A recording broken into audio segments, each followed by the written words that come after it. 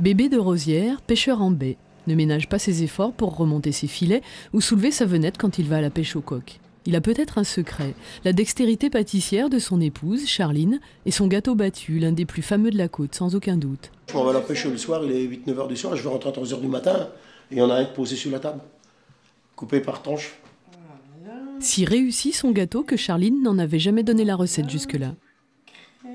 Alors la levure, moi je la délaie dans un petit peu de crème à température ambiante, hein, parce qu'on peut le mettre dans l'eau, dans de l'eau tiède, dans un petit peu de lait, mais moi je mets de la crème. 40 grammes la levure.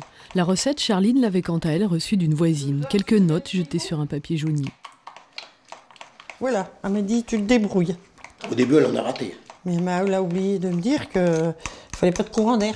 Ça s'écroulait, ça a monté de ton, enfin, ça a débordé, c'était le carnage complet. J'en ai fait pendant une semaine, tous les jours. Elle a une patience incroyable. Et puis le 9e jour, j'y suis arrivée. Puis depuis ce temps-là, je fais les yeux fermés maintenant. Ensuite, les œufs de ferme, avec des jaunes bien jaunes pour donner sa belle couleur au gâteau. 1,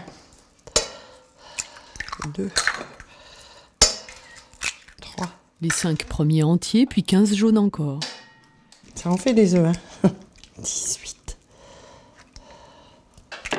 20 au total. On les bat ensuite au fouet avec 100 g de sucre.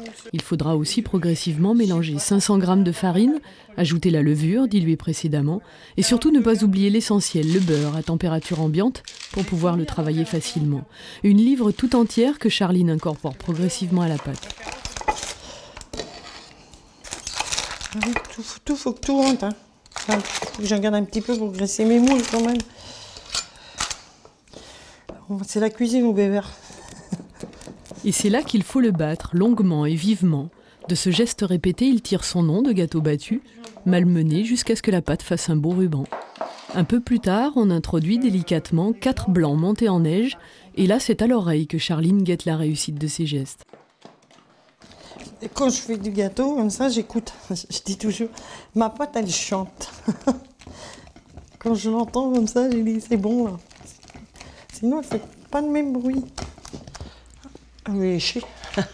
Les moules, il les faut bien sûr très haut, en fer blanc, bien beurrés et farinés.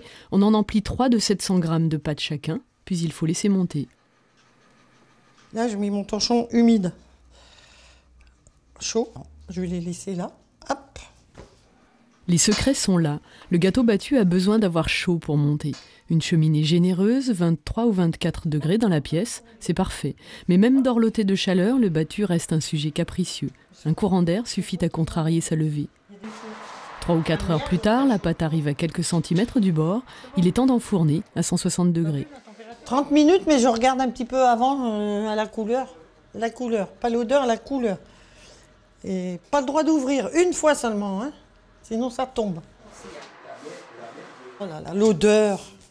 Sens. Tu ne sens pas à travers ta vitre.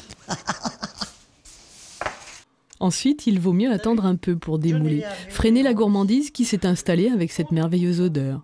Promis, nous essaierons aussi de le faire, et si Charline avait gardé pour elle, par malice, un de ses secrets, il nous faudrait peut-être faire preuve de la même persévérance pour en gagner le tour de main.